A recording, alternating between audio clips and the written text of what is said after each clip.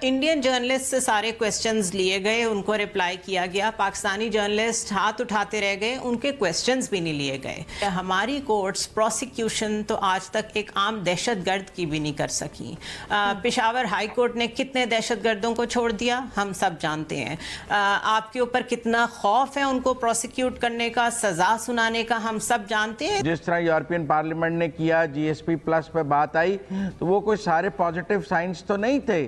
और फेटफ का head France है। सूली के ऊपर पाकिस्तान को लटकाया हुआ है कि कहीं ब्लैक लिस्ट में ना चली जाए। FATF की तलवार आपके सर पर लटक रही है। 27 में से 26 नुकात पे अमल दरामद हो गया। इसके बावजूद FATF की तलवार आपके सर पे क्यों लटक? ये शहर छोड़ के, ये चाल छोड़ के निकल जाएंगे और मस्त में कैश करेंगे। पैसा ही पैसा होगा। एकदम इन्होंने वक्त बदल दिया, जज्बात बदल दिए, जिंदगी बदल दी। 119 पे इतनी अच्छी पार्टनरशिप चल रही थी। ओ भाई, मारो मुझे, मारो मारो मुझे, मारो मारो।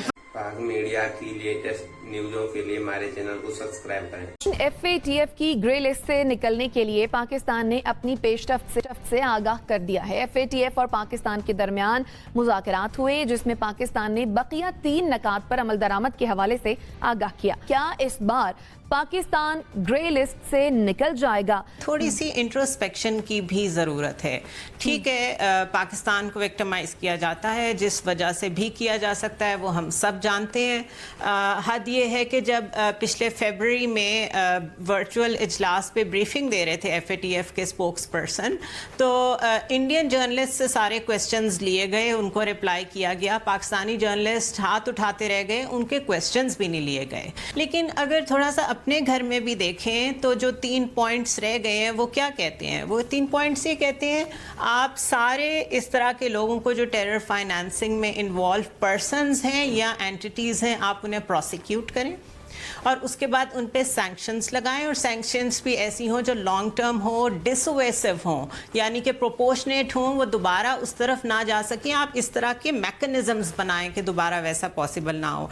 और third, United nation security council की रेजोल्यूशंस हैं 1373 और 1267, इन दोनों की इफेक्टिव इम्प्लीमेंटेशन। अब इन सब चीज़ों को करने में फ़ायदा हमारा ही है, क्योंकि हमारी कोर्ट्स प्रोसिक्यूशन तो आज तक एक आम दहशतगर्द की भी नहीं कर सकी। पेशावर हाई कोर्ट ने कितने दहशतगर्दों को छोड़ दिया हम सब जानते हैं। आपके ऊपर कितना खौफ है उनको प्रोसिक्यूट करने का, सजा सुनाने का, हम सब जानते हैं। देयर आर एरियाज जिधर जाके अगर बात करने लगे तो लगेगा सब कुछ हम में ही खराब है। ये तो इसका मैं नहीं समझता कि फेटफ से निकलने का कोई ताल्लुक जो है वो हमारे जो एक्शन प्लान से है और हमने जो कानून बनाए हैं या इससे है। ये सारा फॉरेन डिप्लोमेसी का चक्कर है और हमारी सफारतकारी की बात है। हम तो पिछले 2 दफ़ा से उम्मीद कर रहे हैं कि हम निकल जाएंगे, लेकिन हर दफ़ा वो हमें डू मोर कहकर वापस भेज देते हैं। लेकिन मैं समझता हूँ कि अगर हमने यूरोप से बात कर ली है, अगर अमेरिका हमें निकालने को तैयार है, अगर हमारा भारत के साथ सीज़ फायर बॉर्डर्स पे हो गया है, बेशक ट्रेड नहीं खुल सकी, तो कुछ सफारतकारी के इशारे ज़रूर ऐसे हो सकते हैं कि जिनसे आप कह सकें कि हम फेटफ से निकल जाएंगे। ये प्योर एक डिप्लोमेटिक इशू है और मैं समझता हूँ कि दुनिया ने हमारी नाकाम सफारतकारी की वजह से हमें फेटफ में डाला हुआ था। यूरोपियन यूनियन में तो हमारे खिलाफ करारदाद भी यूरोपियन पार्लियामेंट से पास हुई है पिछले दिनों। और फिर वो जो सारा ब्लास्फेमी वाले इशू में जिस तरह यूरोपियन पार्लियामेंट ने किया, GSP प्लस पे बात आई, तो वो कोई सारे पॉजिटिव साइंस तो नहीं थे। और फेटफ का हेड फ्रांस है और यूरोप की उसमें कितनी से है, हमें ये सब सामने रखना पड़ेगा। तो मैं इसको प्योर एक डिप्लोमेटिक इशू समझता हूँ और इसको अभी तक भी अपनी आलमी तन्हाई और सफारतकारी की नाकामी समझता हूँ। कि ये सिर्फ पॉइंट स्कोरिंग वाली बात नहीं है कि आप 27 पॉइंट्स को जो है मीटअप कर लेंगे तो आप फेटफ से बाहर निकल जाएंगे।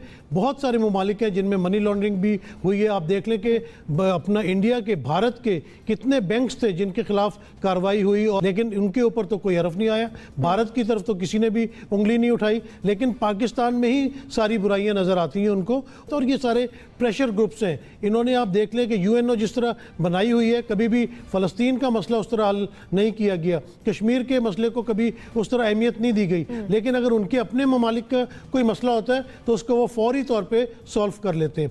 इसी तरह फैटफ में जो है बिल्कुल पाकिस्तान को फंसाने के लिए जो है वो ग्रे लिस्ट में डाल के एक किस्म का उनको सूली के ऊपर पाकिस्तान को लटकाया हुआ है कि कहीं ब्लैक लिस्ट में ना चले जाएं, कहीं ब्लैक लिस्ट में ना चले जाएं, और पाकिस्तान को काफ़ी तगोदो इस मामले में करनी पड़ रही है। ठीक है जनरल साहब, आप इस बात से किस हद तक इत्तेफाक करते हैं कि हमारी सिफारतकारी इतनी स्ट्रांग नहीं है जिसके सबब हम अभी तक जो ग्रे लिस्ट है उससे निकल नहीं पा रहे हैं? अदारे जहां फंसा के, जैसे अभी आजादी इज़हार राय का किस्सा है, आपकी ह्यूमन राइट्स की कोई कहानी खड़ी हो जाएगी, आपका ये FATF वाला टेरर फाइनेंसिंग का, तो ये वो चीजें हैं जहां वो आपको दबाने के लिए कोई ना कोई इंतजाम रखेंगे, और बावजूद इसके कि आप सारे पॉइंट्स पूरे कर दें, फिर भी मैं वसूख से ये नहीं कह सकता कि आपको ग्रे लिस्ट से निकाल दिया जाए।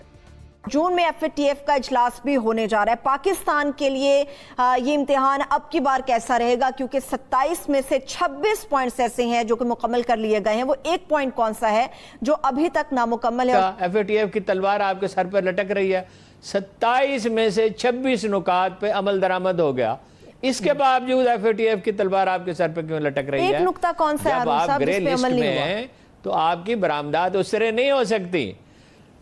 एक नुक्ता ये है कि जिस तरह हाफिज सईद को गिरफ्तार किया गया है, दूसरे लोग जिन पे इल्जाम है उन्हें भी गिरफ्तार कर लिया जाए। अब भाई गिरफ्तारी कैसे हो सकती है?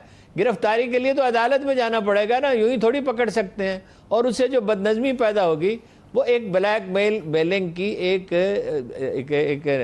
तरीक़ेकार, इसलिए कि वो इंडिया की हेजमनी चाहते हैं इस इलाके में। उनका मसला चीन है। उसकी वजह यह है कि हमारी जो अशराफिया है ये हमेशा मगरब की तरफ देखती है, बरतानिया और अमेरिका की तरफ।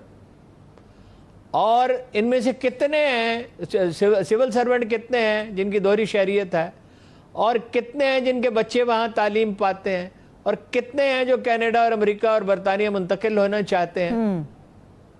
इसलिए कि ये इनकी नफ्सियात यही है, मरूबियत की नफ्सियात है, और मफादात इसी से वाबस्ता हैं। कितने डिप्लोमेट हैं जो वापस ही नहीं आते, वहीं की शहरियत इख्तियार कर लेते हैं। तो ये दूसरी तरफ ये है, एक दूसरा पहलू है, जब आप भीख मांगते हैं टैक्स आप देते नहीं हैं, यानी टैक्स होना चाहिए कम से कम 8,000 अरब